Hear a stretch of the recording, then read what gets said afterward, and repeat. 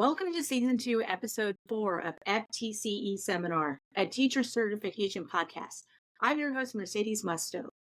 Today, we're diving into social and emotional learning. Joining me is Dr. Freda Barnett-Braddock. Dr. Freda Barnett-Braddock has over 20 years of experience working in various levels of education, ranging from K through 12 to higher ed. She is a licensed educator in the great state of Mississippi and has earned her bachelor's in education, her master's in educational administration, her doctorate in curriculum and instruction. And I also want to add that she has graduate hours in psychology, which totally goes with our topic today. Freda worked as an instructor, course writer, and program director at Columbia Southern University before being promoted to founding dean for the College of Education and assistant provost for academic affairs in January of this year, 2024. Freda's passion for social and emotional learning has deep roots as she created curriculum materials, degree concentrations, and professional development presentations within this whole area. She's so passionate about supporting students by helping all the stakeholders involved realize the importance of students' emotional and physical well-being as they seek to educate the whole learner, because the whole learner has diverse needs. Dr. B, welcome to the podcast. Hello, Mercedes and listeners. I'm so excited to be here today. This is so great, especially as we're launching a new school year. So I've asked Dr. B on the show today to talk about her passion for social and emotional learning and how to help educate the whole learner with diverse needs. Dr. B, I can't wait to dive into social and emotional learning stuff. At first, I always like to ask, I'd like our listeners to know a little bit more about your background. So, first off, I always think there's an inspiration somewhere in your early life experiences that shape you and lead into your career choices. Like, how did you get into education, or what were your early life experiences?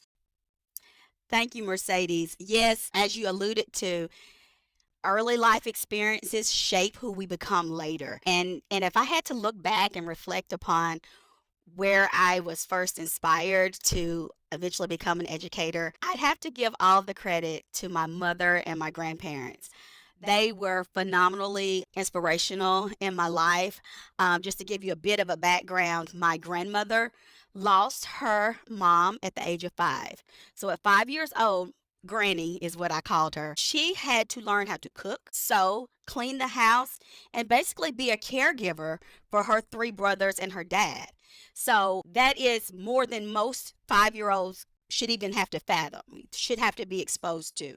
But my granny had to rise to the occasion and basically become a young woman at a very, very young age due to life's circumstances. So although she had many challenges growing up without her mother, she knew that she wanted to be her best in whatever she did. Growing up in rural Mississippi, it was not easy going to school. There were many challenges. And so she had the segregated South to contend with, as well as trying to, again, just help her dad with the raising of her siblings.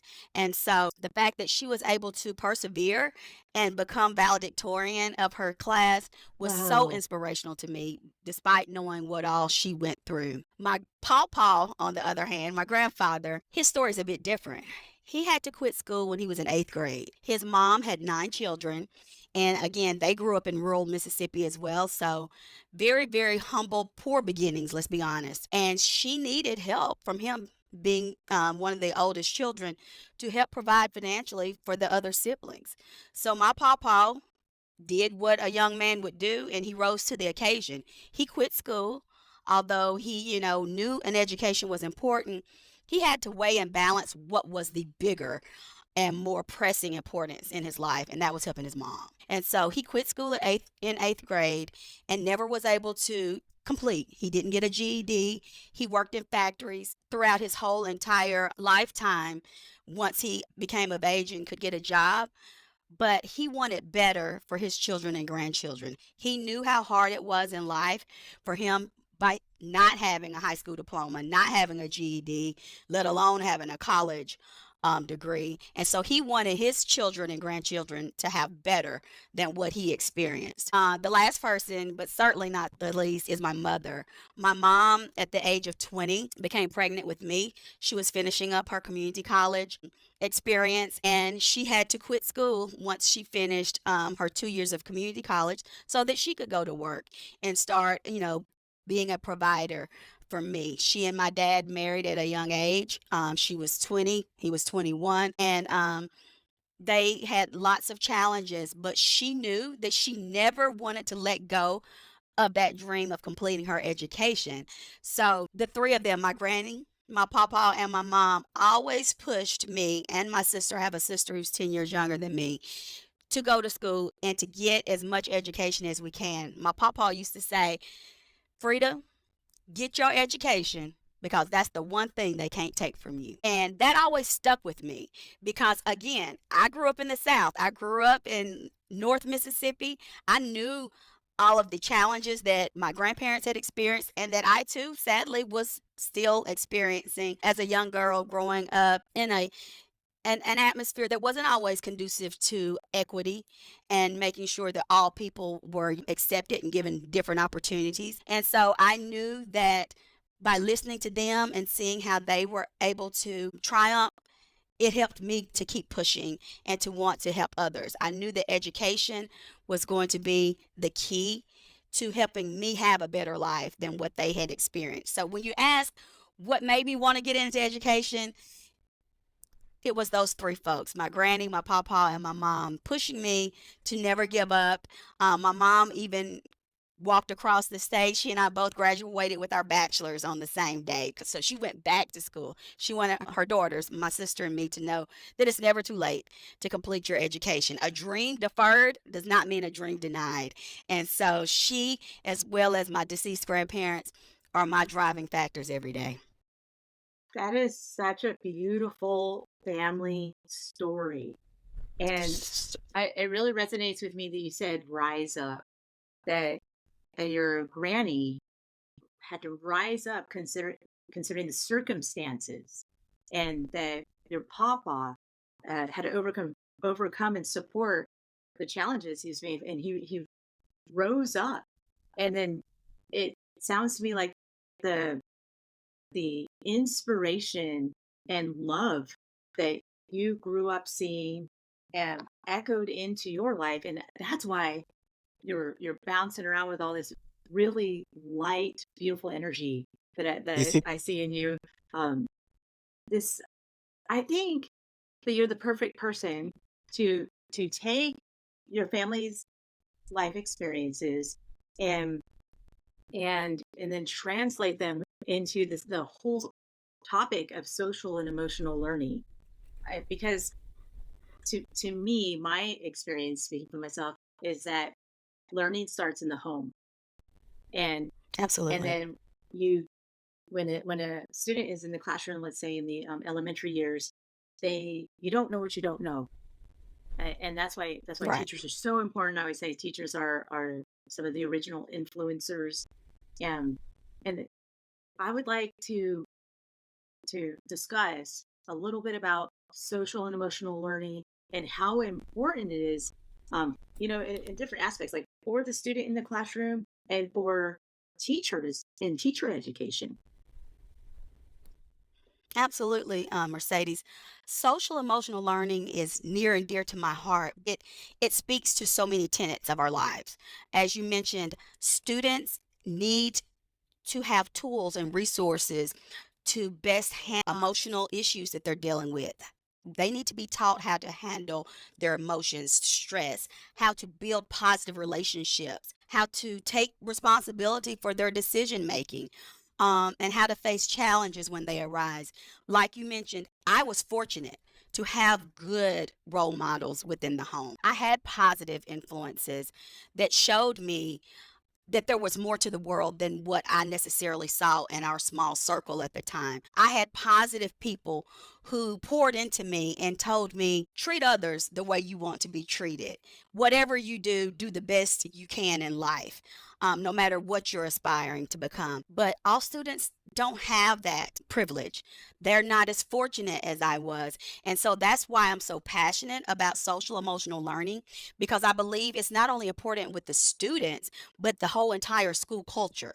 Adults, the teachers, the staff, the admins, everybody experiences life daily. We all face challenges. We all have things that come into our path that we have to overcome. And so social emotional learning creates social awareness, self-awareness, being able to look at things, your emotions, your values, things that might be deemed as a limitation, and how to address those and overcome them.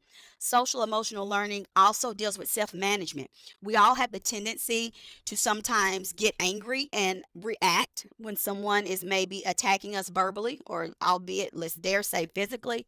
But we need to learn how to responsibly respond during those tough situations when our behaviors want to be in a negative way. We need to have the tools and resources that we don't act out in an adverse way. Also, social emotional learning teaches us about social awareness, just being mindful of the fact that we're all diverse. We all come from differing backgrounds. We all have lived experiences that impact us. Childhood is one of the biggest factors that impacts someone's life forever.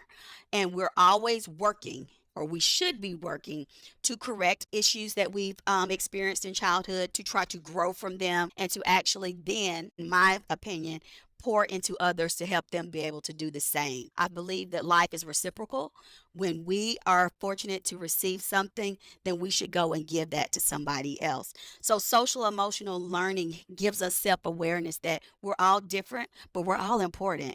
We all have value and self-worth. And sometimes children, adults need to be reminded of that. Social emotional learning teaches relationship skills. Some students, unfortunately, don't have people who even communicate with them in the home.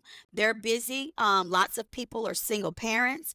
They're busy working outside the home. They're just trying to, there's some single moms who are working multiple jobs, just trying to keep the lights on, food on the table, and to keep their children with their basic human needs. According to Maslow, we have basic needs that have to be met first before we can ever move on to higher order things. And so we've got some single moms and some single dads. It's not just single moms. We have people who are overwhelmed with life, and they don't always have the time to help build those strong relationships with their children. But that doesn't mean those children don't need those skills and those relationships. So social emotional learning helps us to teach children how to have healthy, positive relationships with others. You may not like everybody that comes across your path, but you sure can give them common courtesy and respect. Again, that goes back to my granny and papa.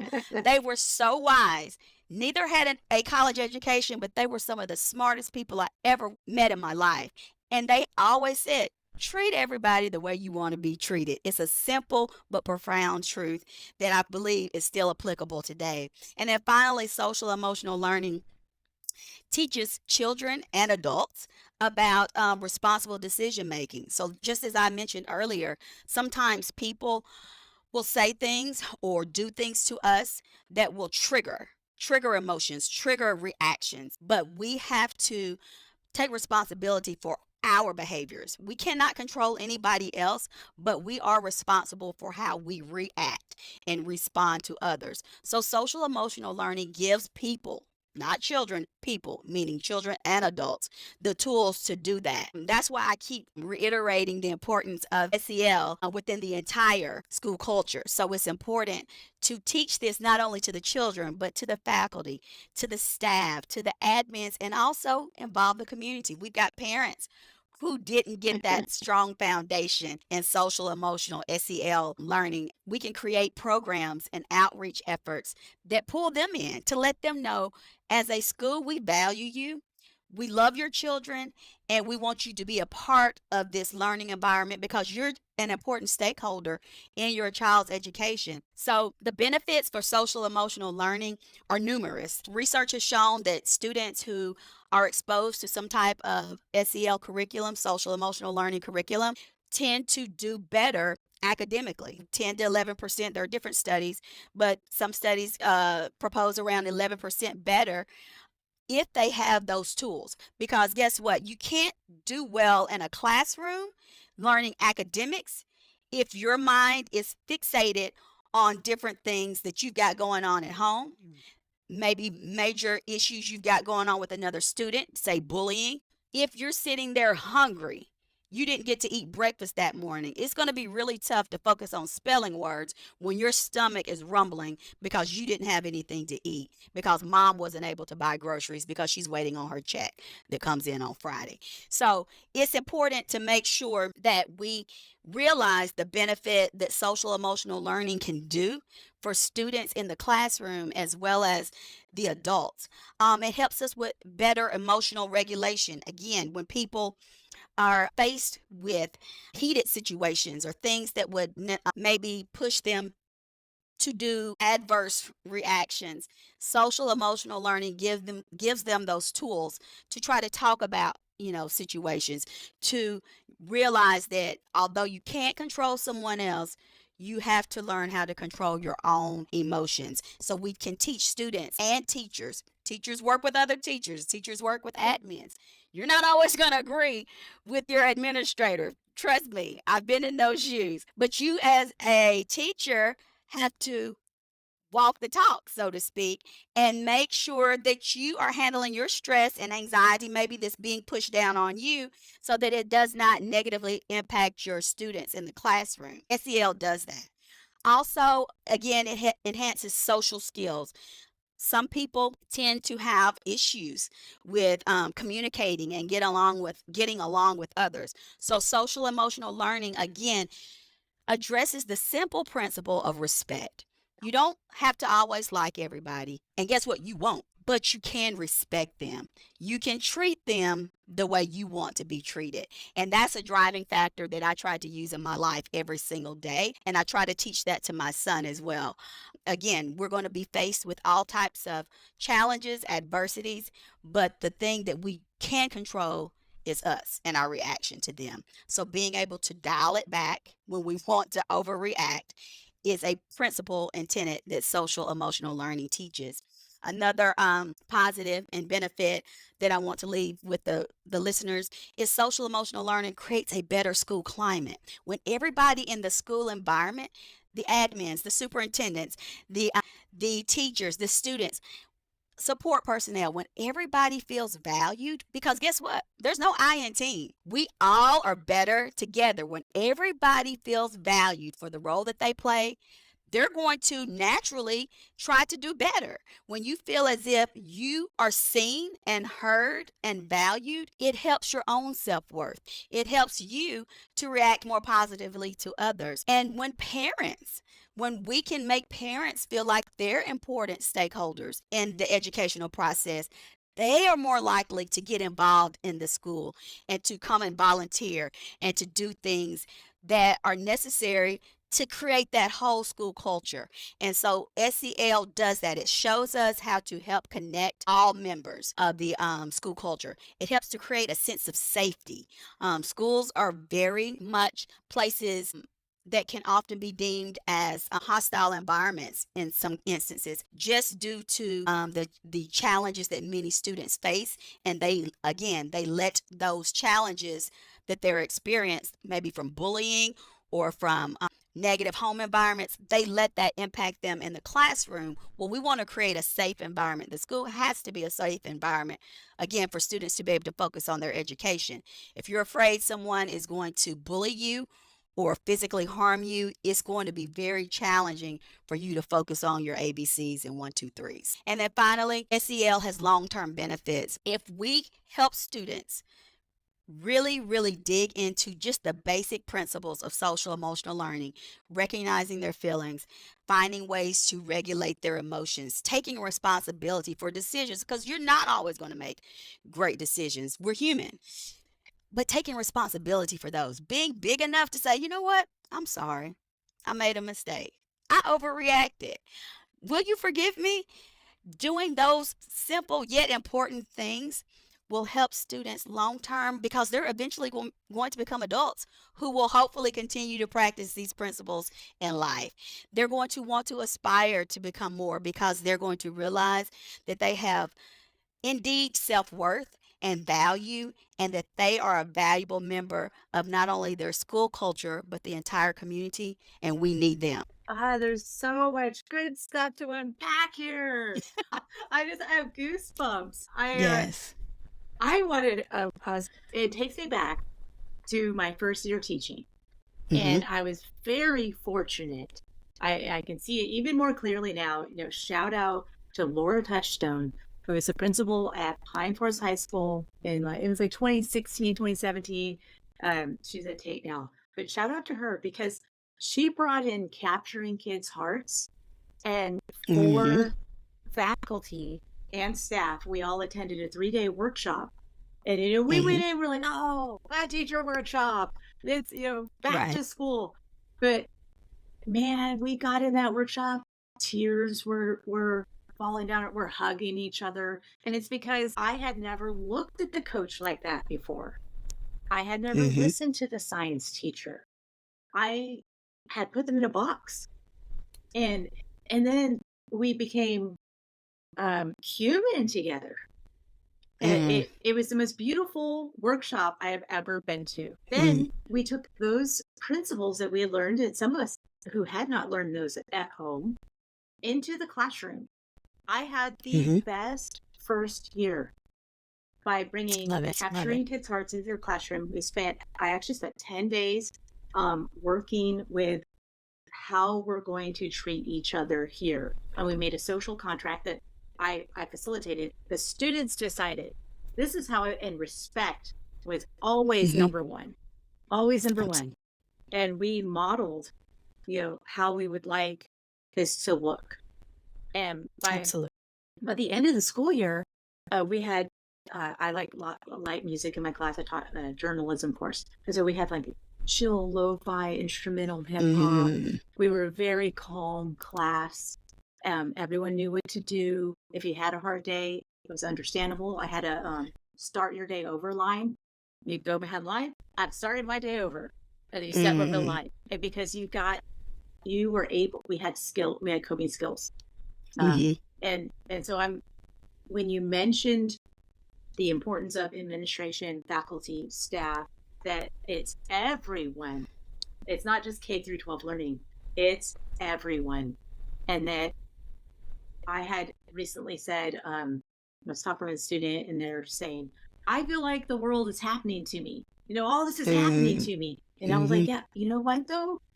You don't have to react. You can Right. respond because you're also happening to the world. Mm-hmm. So Oh, I love when it. you have this negative emotion or an experience that is crunchy, you can Mm-hmm. smooth things out by responding with respect or Mm-hmm. calmly or how you Mm-hmm. would like to be treated. We don't have to raise our Absolutely. voice, and then that begins to break those cycles. That person might have thought, I thought they were going to yell back at me, and you didn't. And Absolutely. now we're spreading those seeds of respect. It's like drop an ounce of respect somewhere, see how it spreads. And so I'm just floored at how much good stuff you had to share. I know that you have an extensive background of experience, like a whole bunch of it, just to me, amazing successes in administration. What was one of the most challenging situations you faced, like related to education or the classroom, and how did you navigate through that?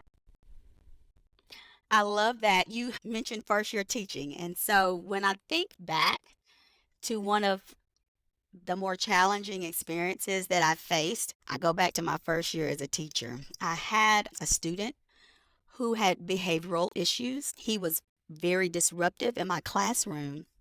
And as a first year teacher, I went in the classroom, I was excited. I thought all students were going to just sit there quietly and listen to me and just want to soak up everything that I had to say and offer. Boy, was I wrong. This little student had many behavioral and emotional issues that he was dealing with. And as a first year teacher, I had, been exposed to various courses to prepare me for that, but there's nothing like experience. Experience is the ultimate teacher. And so I had all of these strategies and theories that I should be doing and implementing in the classroom, but nothing was working. And coincidentally, I turned to my administrator, whom I thought was going to be able to provide support and help. And unfortunately, I didn't receive that. I at the time couldn't understand why I was being told to do certain things for this student when it was clearly being a sign of showing favoritism. The student had a parent who was actually a teacher within our district. So there was a bit of favoritism being shown. And so it was very challenging for me because some of the directives, I'll say, that I was given on how to handle the student were clearly not fair to the other students in the classroom. And so I really had a tough time adjusting during that first year because it was seemingly challenge after challenge after challenge. But looking back now, after 20 plus years of experience, I realized just as I was frustrated, confused, torn on what to do, that administrator, that was his first year as an admin. So he was learning too. He was learning on how to navigate supporting his faculty, his teachers. And so just like I know, and this is a part of taking responsibility for your decision making, just as I wasn't perfect in some of the decisions I was making in the classroom, I had to realize that that administrator, although he was doing his best, he wasn't perfect either. We were all learning.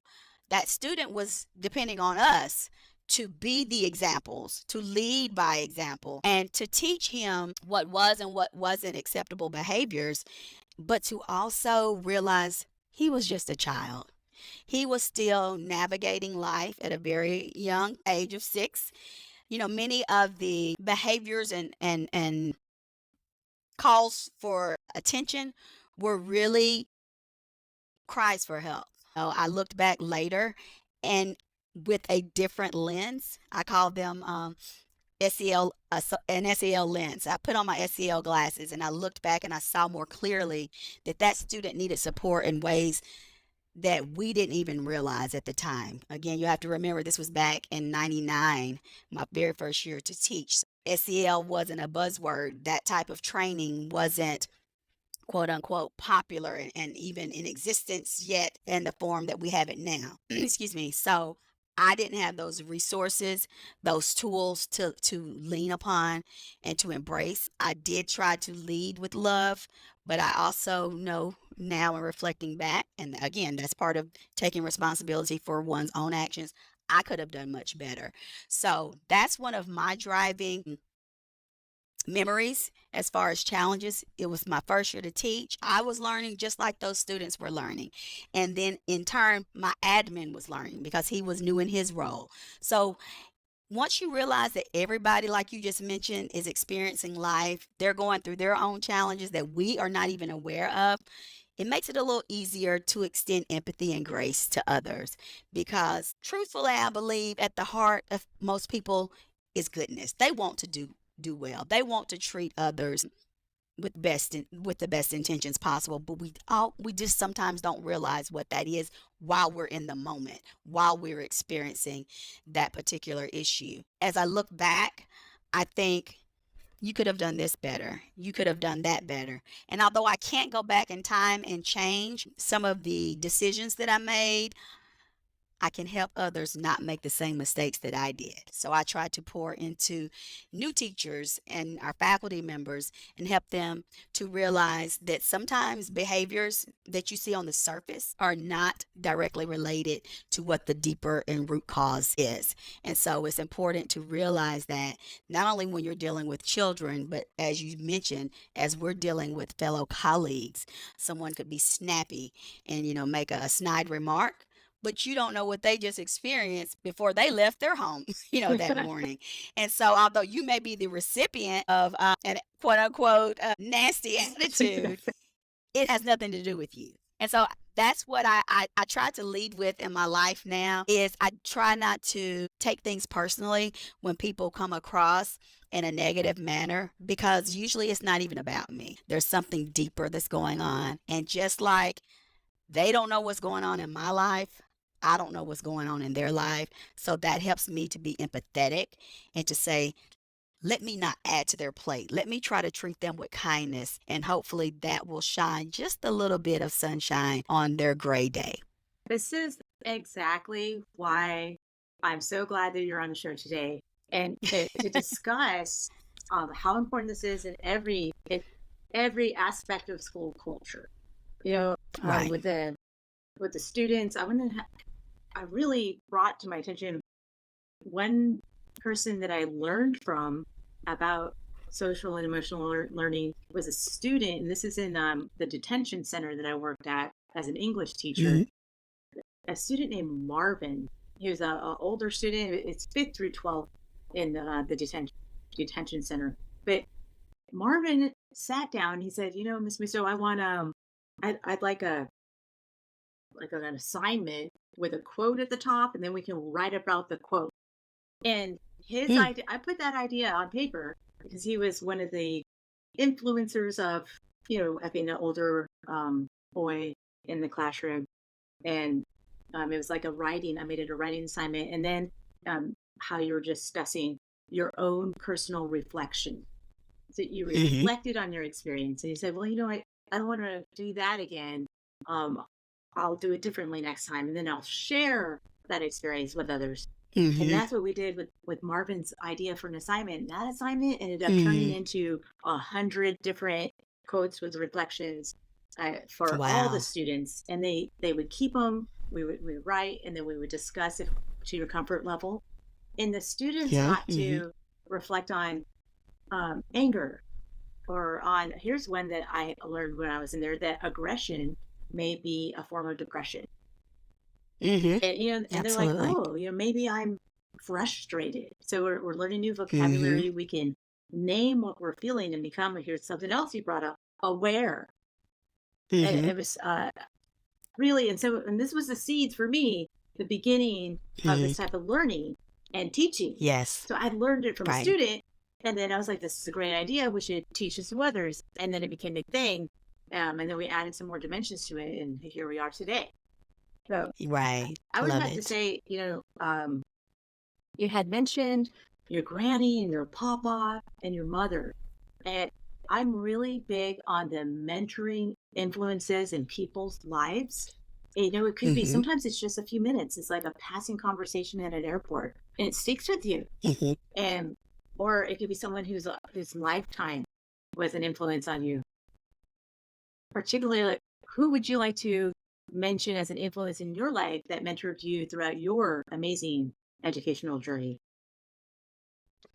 Well, excuse me, Mercedes, as you mentioned, I am the biggest proponent of mentorship. I believe a mentor, as you mentioned, they may happen or drop into your life for a brief moment, one experience, or they can have long lasting connection with you that truly does have a wide breadth of influence.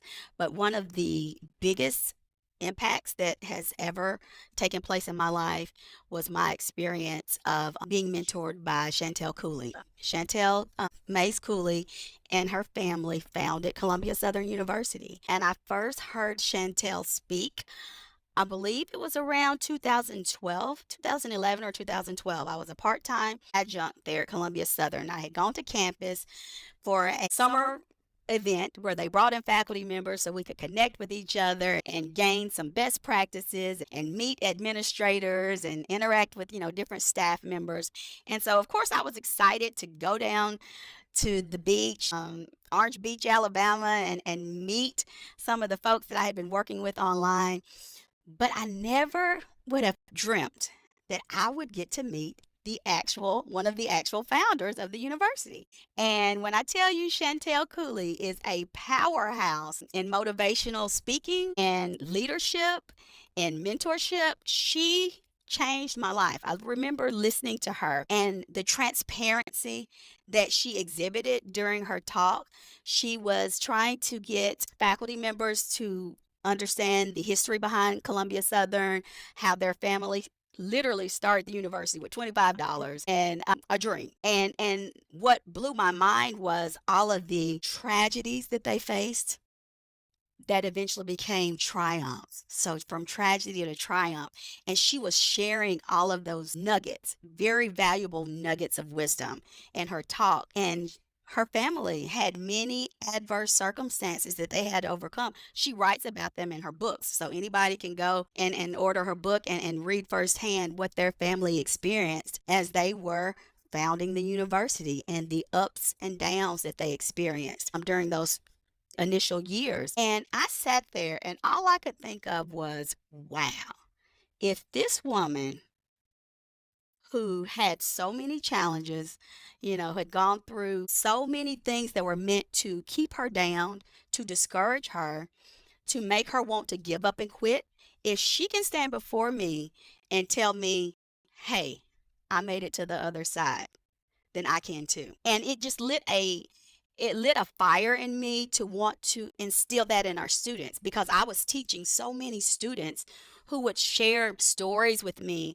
about how they're working a full-time job, they're trying to fit in going to college, and it's a dream that they had to put on the back burner, but they hadn't given up on it, but they just were almost at their wits' end and wanted to throw in the towel. And from hearing her that day, I went back home with just a renewed passion and actually an invigorated spirit to share that tenacity of never giving up with our students. And so I can recall thinking, I've got to meet her. I've got to get to know her, because that little one instance that I had with her was just basically whetting my appetite, because I wanted to become just a semblance of what she had become as a leader, knowing that you can be transparent. You can admit that you've not always made the best decisions, but you can change and you can try to positively shape and inspire lives each and every day that you get up. And so I was inspired by that first meeting. A few years later, I actually moved down to the coast when I became an administrator. I had the privilege and honor of being the director over the psychology department. And so I actually got to have more one-on-one with her, and she became my mentor. And I learned so much from her. Sometimes you learn more about leadership based on what not to do. So she helped me to realize sometimes we have to become the leader that we didn't have. We have to give the tools that we didn't receive. So she helped me to realize that in order to be the best leader that I can be, I have to become a good learner and follower. I have to lead by example. I have to realize that no one person is more important than the other. It all takes us working together and doing our best to carry out our gifts, talents, and abilities, and most of all, to surround ourselves with people who can pour into us. If you are the smartest person in your circle, you need a bigger circle. So you should always, that was one of the things she taught me, and I live by that today. You need to surround yourself with people who are different from you. That's how you're going to learn. That's how you're going to grow. And so her passion for helping students to, keep going after their education, despite challenges, despite roadblocks, despite all the no's you received, that was planted inside of me. Those seeds of hope. I like to say she planted those seeds of hope. She's a hope dealer. She planted those seeds of hope within me, and it just made me want to go then pour that into my faculty members, and that they would in turn pour that into our students. So even to this day, she still mentors me. She helps me to sharpen my leadership style, so to speak, and make sure that I'm constantly growing. I'm constantly trying to find new ways to reach our faculty, our students, to develop ideas that will help others around me. I want to be a positive influence in people's lives. And just by connecting with her, my life was forever changed. So I want to encourage people to find you a great mentor. Find someone who is what you would like to become someday, and learn what you have to do to get on that same trajectory, to get on that path to becoming what maybe you didn't see. I didn't have a lot of people around me growing up who had necessarily overcome challenges. They were still in the midst of challenges. But this lady showed me that you can be in the midst of life, losing everything, but coming back from it and having a greater story on the other side. And that can in turn help change the world when you're willing to share your own story with others. Gosh, this conversation is on fire. It's on fire, and that's what I hear the authenticity.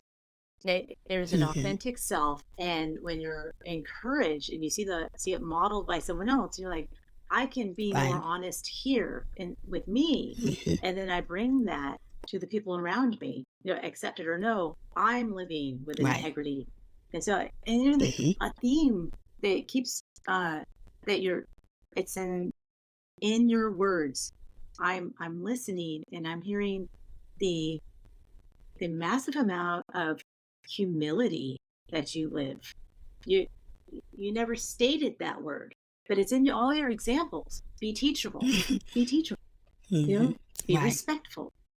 It be grace. Be of grace.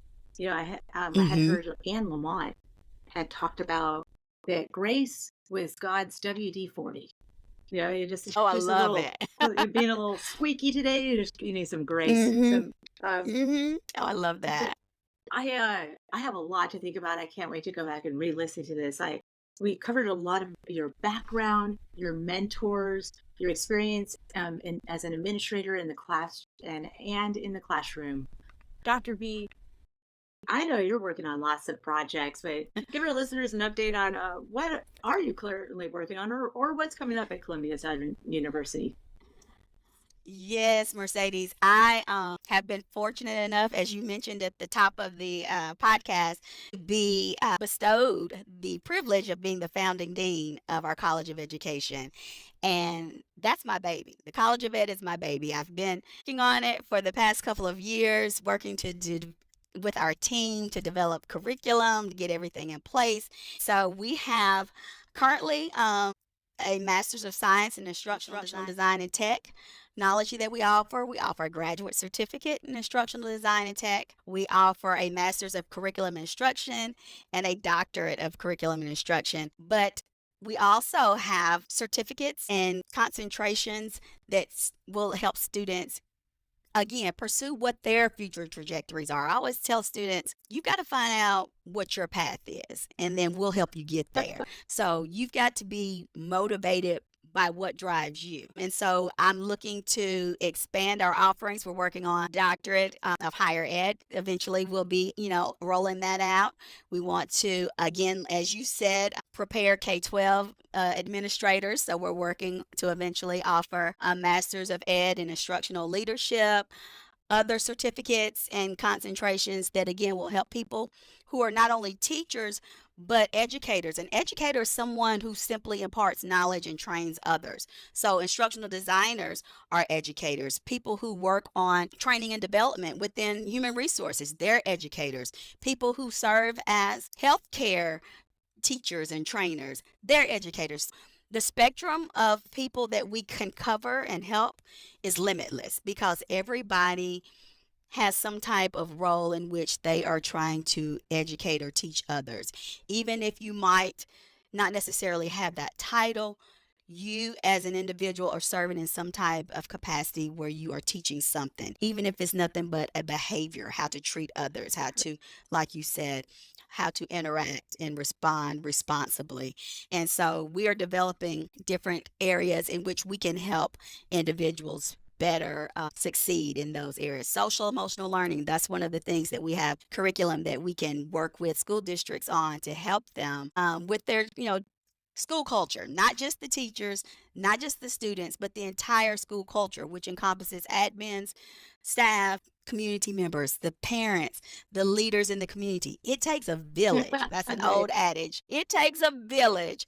And I really believe in that. And so my brain is always thinking and trying to think of what next steps are, what are ways in which we can pour back into others and help individuals continue their education because education truly opens doors. Had it not been for my education and my grandparents and mother pushing me and my sister has her terminal degree in social work and mine is in education.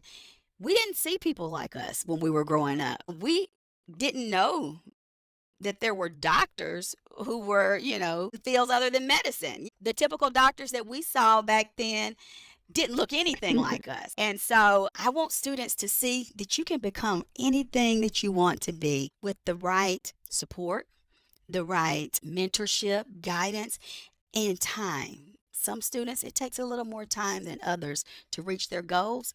But as I mentioned earlier, a dream deferred, meaning a dream that might be delayed, does not mean that it's denied. It does not mean that it's not ever going to happen. But sometimes people just need a little bit of encouragement along the way. So the College of Ed is committed to helping all learners, no matter what needs they have, because we all have diverse needs and experiences.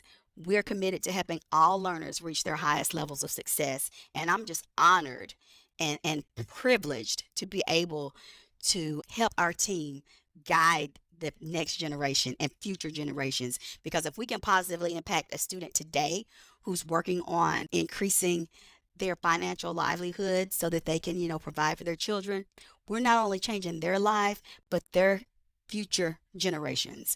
We're changing how they see and how their children see what their lives can become. And so we're committed to helping students, no matter where they come to us, helping them realize success, because success looks different for everybody. But in the College of Ed, we want to help them reach their level of success. And we do that by meeting their diverse needs. That is, I love Columbia Southern very much. Congratulations on Thank you. on the position. Position is not the really the best word, but on your January 2024, you have overcome much, and like your grandparents, you rose to the challenge of bringing this dream, of facilitating this dream for others. I believe education is a game changer. That's why I Absolutely. went in, and that's why I went to the juvenile detention facility, because I thought, if I can teach you, I can. I often say I was hired to teach English, but I found myself teaching hope. We're here. Yes, absolutely. You can, with the motivation, you can do things differently than you have seen. There is another way. And he talked about the lens, Absolutely. putting on different glasses. I have a new pair of glasses today because of education. Right. And there's so much positive impact from educators, and that can be anyone. That can be anyone who's involved in helping someone help light their own fire. I'm on fire. Fire. Oh, how'd you get on fire? Well, let me show you how I did it, and then you can find your own way, because success does look different for everyone.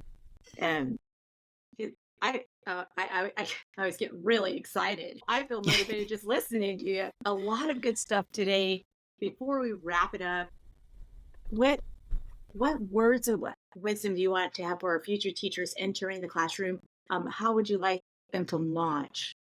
The best words of wisdom that I could share with any teacher, any new administrator, anybody in life comes from a person who had to drop out of school in the 8th grade. He said, treat everybody the way you want to be treated. That is applicable in anything you do in life. So as you're going into that classroom for the first time, you look at those children as if they're your children. You treat those students the way you want somebody to treat your child.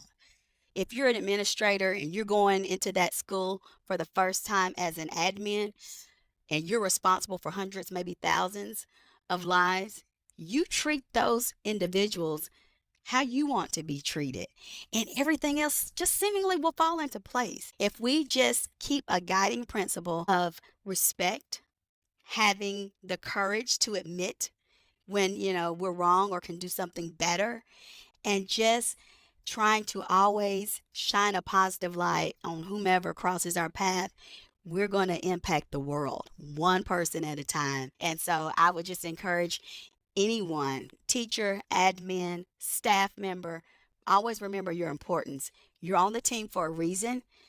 You have value, and you matter, and we need you. So don't ever let anyone take that away from you. I gotta just take a moment. But take a moment. This is beautiful, beautiful wisdom Thank you from so your much. papa that will continue on. You know, he shared it with you, you shared it here, you share it with Yes. others, and that's exactly what you're talking about. It's I heard some people plant the seeds, some people come by and water them, and Mm-hmm. we all have these different roles of nourishment and planting and sowing. I believe I'm a farmer. I'm a farmer in my life. Yes. Yeah. Dr. Bia, Great I want to analogy. express my sincere gratitude for you joining us today. Absolutely. I deeply admire you and your commitment to the academic advancement of Columbus Southern University. I just thank you so much for joining us. Absolutely. Thank you, Mercedes. I truly appreciate this opportunity, and I look forward to connecting again in the future. Yes. I want to know that I do want to thank you for sharing your experience with our listeners. Where can our listeners find you on social media, or do you have a preference of contact? Yeah, anybody who wants to connect, I am the queen of connections. Find me on LinkedIn, Freda Barnett-Braddock. Send me a request. I'm going to follow you. You follow me. We'll link up together and see how we can pour into each other's lives. Absolutely. Can't wait to connect with you That guys. is excellent. I do follow Dr. B on LinkedIn, and she's all over the place. She is smiling at all the conferences. I'd love to run into you at a conference sometime. The, Yes. to end it out, a message to the teachers. Think about the teacher education program you're in right now. Is there a teacher, leader, an administrator, or a professor that you would like to thank for their encouragement, mentorship, or support? But hey, send that professor an email or stop by campus and say thank you, or shout out to your administrator, because we're in the business of personal reflection, growth, and positive feedback. Stop what you're doing right now and say, hey, thank you to your mentor or your teacher. Say thank you today. You'll be glad you did. This is your host, Mercedes Musto. Join me again on FTCE Seminar, a teacher certification podcast. Hey, subscribe and sign up for our mailing list at ftceseminar.com, or follow us on YouTube, Spotify, Apple, or wherever you get your favorite podcast players. This podcast is listener supported. Contributions can be made via the listener support link on Spotify, or hey, you can buy me coffee at ftceseminar.com.